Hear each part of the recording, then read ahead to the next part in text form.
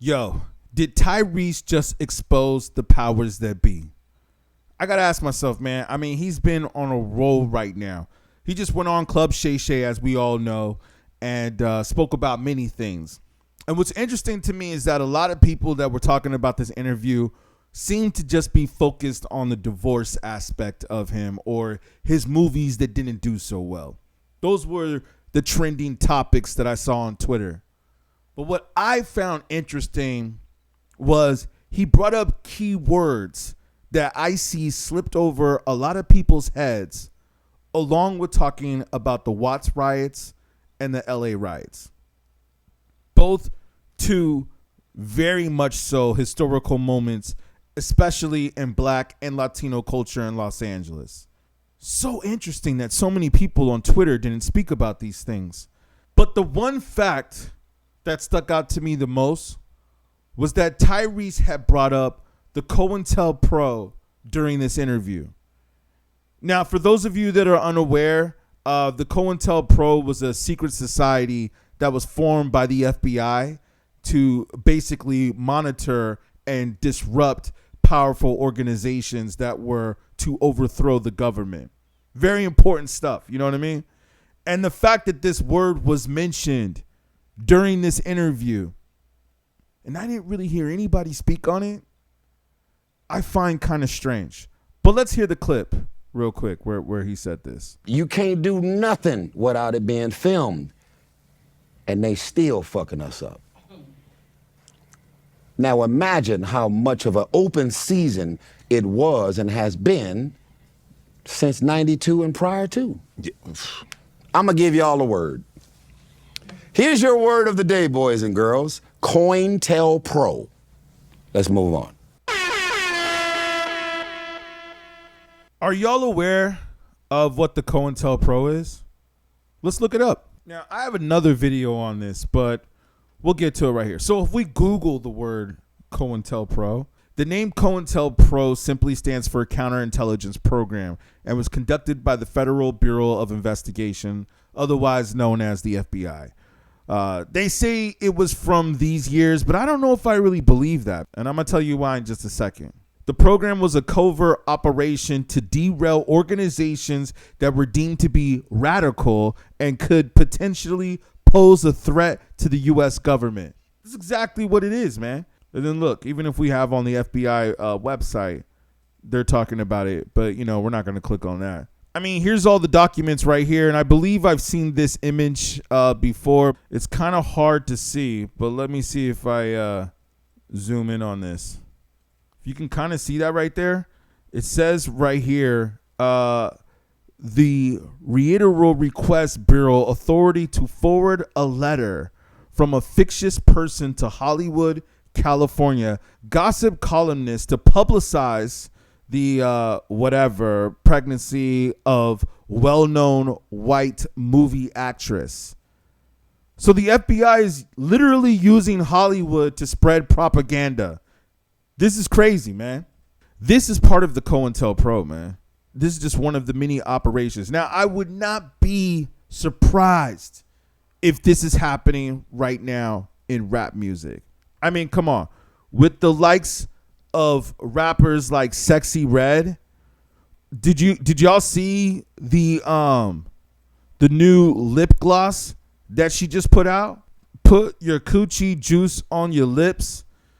I mean, this is just so ignorant. This is beyond ignorant. This is beyond ignorant. This is just like the movie Idiocracy.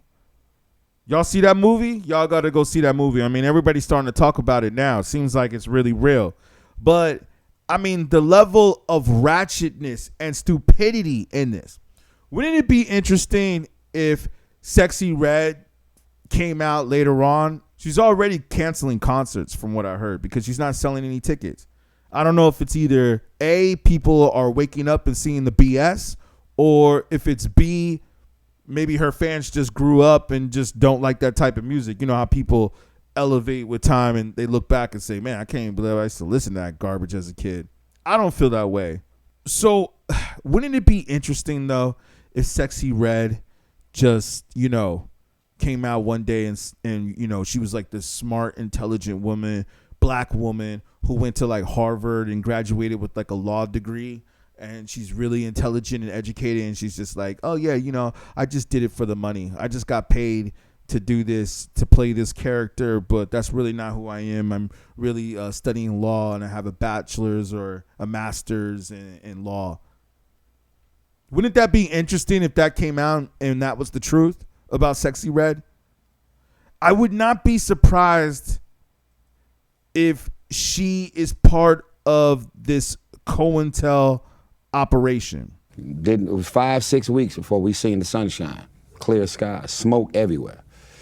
It was ashes in your neighborhood, your streets, your houses, ashes, because what goes up comes down when it come to burning shit and looting and rioting.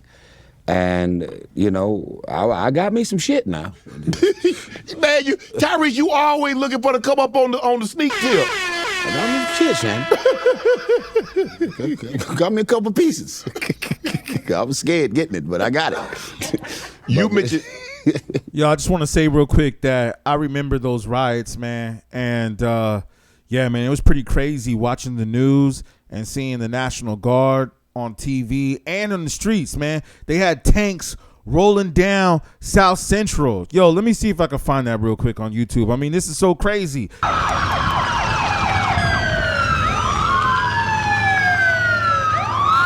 cop cars. Look at this, man.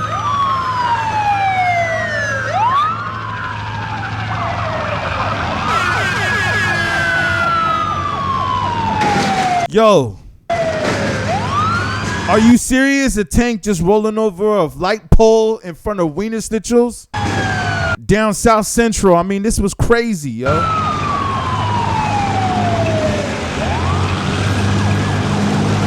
They say this was a stolen tank. That's what makes this video even crazier, is that somebody actually jumped in and stole the tank. Yo, no way. Yo,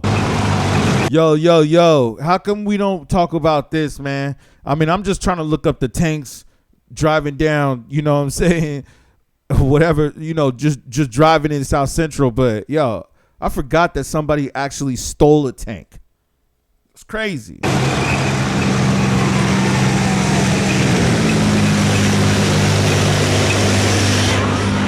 None of us were shocked. See, y'all look at all of the trauma of police brutality, murder, excessive force, planting drugs and guns, and, you know, all of that over-the-top abuse. In '92, there was no body cam, sir. There was no cameras on the cars of police. Dash cams. There was no dash cam. There was no Google Maps. It's before MySpace. Preach. BlackPlanet.com. You know, this is before the internet. Mm-hmm. This was before anybody could have any sense of what actually happened, because you can pull out your actual camera phone and film it.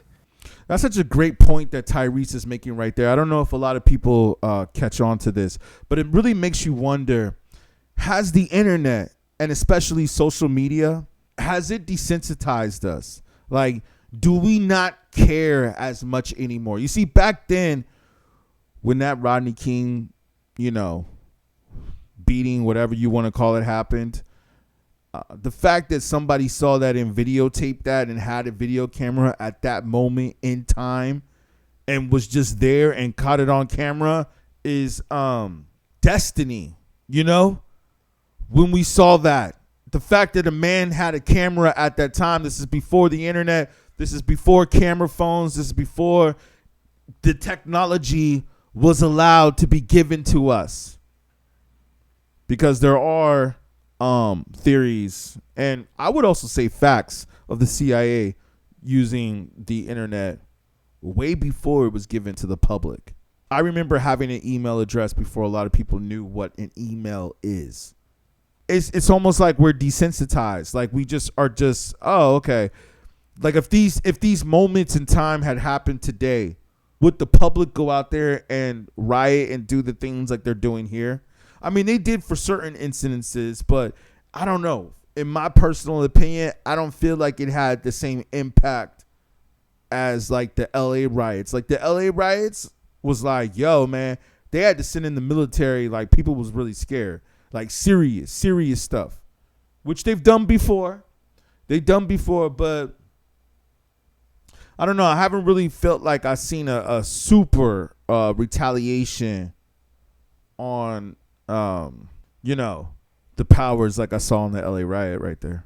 Some of us have been grown for so long, we forgot the brick phone in the hood with the cord attached with the first cell phone. We forgot the beeper. So somebody rolled out of bed and seen something going on, grabbed a big ass camcorder, put it on their shoulder, and filmed the whole thing. Set it off. That thing went crazy on the news. Because that was the first time that we could that was really the first time you could see it. Because for the longest time. Here's what Tyrese says. Go ahead. Like this. It wasn't the first time I could see it. I see it every day. You saw it. But the world seen what we see every day. True. And that's not what they put in the report, though, Tyrese. What they said versus what we were later able to see, they're like, hold on, wait a minute. Y'all didn't mention any of this. They gonna clean this shit up now that there's so many people filming everything. You can't do nothing without being filmed. Nothing. You slap the shit out of somebody at the front door, they got the ring camera. Your slap is captured. Yes. Now imagine how much of an open season it was and has been since 92 and prior to. Yeah. Come on, I'm gonna give y'all a word. Here's your word of the day, boys and girls. COINTELPRO. Let's move on. Go ahead. Your movie. What y'all think about that, man? Just the way he said it, and then he said, let's move on, would make me think like, oh, okay, I got to check that word out, even though I already knew what it meant. But if I didn't know what it meant, I would be like, wait, hold on. He didn't analyze that. He didn't go into depth on that word.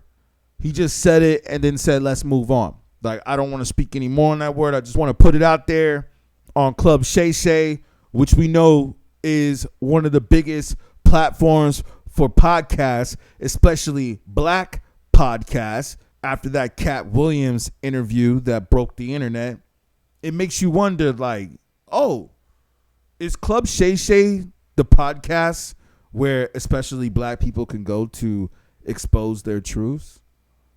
It seems like he's taking on that persona.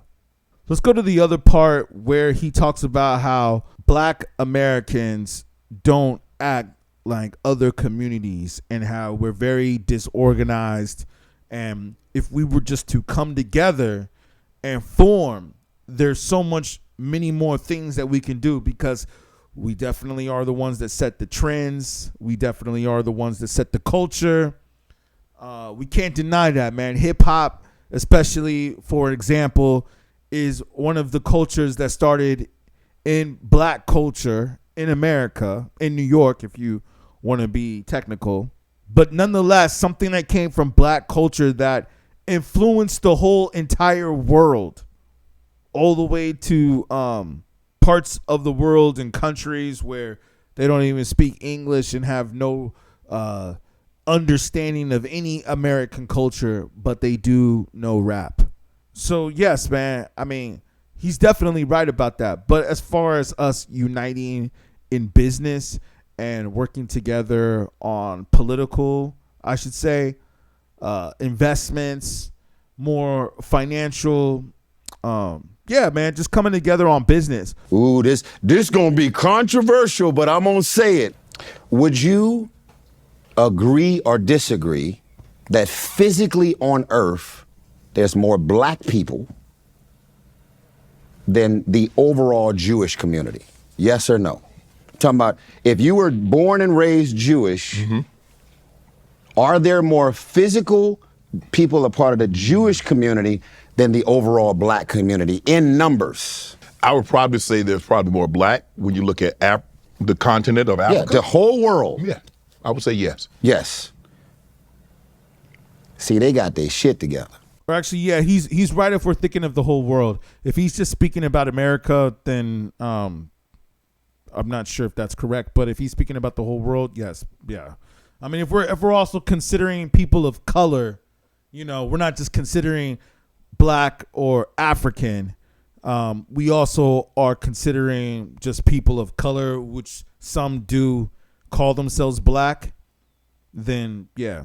Community, working with each other, doing dinners every Friday, putting the phone down and discussing the chess moves into play.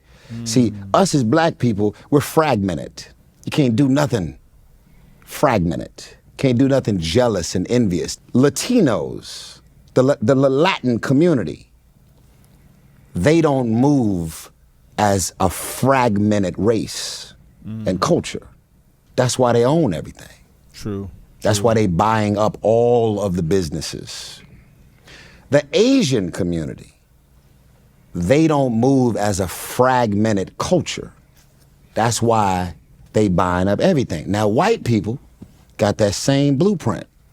And yet, this is what's scary, boys and girls. We are the most powerful, influential race, period. Not by net worth, not by politics, culture. Tyrese is speaking some facts, man. Speaking some facts. If you haven't watched this interview, I highly suggest you go check it out. I watched both interviews that Tyrese did lately. He did this one and then also The Breakfast Club, which was, you know, pretty powerful too, pretty impactful, I should say. But this one was a lot better. I would recommend, if you were going to go watch a Tyrese interview, this one was definitely better than The Breakfast Club. I don't know, man. There's something about The Breakfast Club where I just feel like Charlemagne is good. In some ways, he knows what's up, but he also doesn't really ask interesting questions. He asks more basic, on the surface, just gossip questions, where Shannon Sharpe seems like his questions go a little bit more deeper and beyond that. And it's interesting because he's an NFL player. So you got an NFL player that's actually doing better interviews than a person who's supposed to be a radio music journalist host. It's just like, yo, man, I don't know, yo. But, hey, I think Tyrese might be exposing him.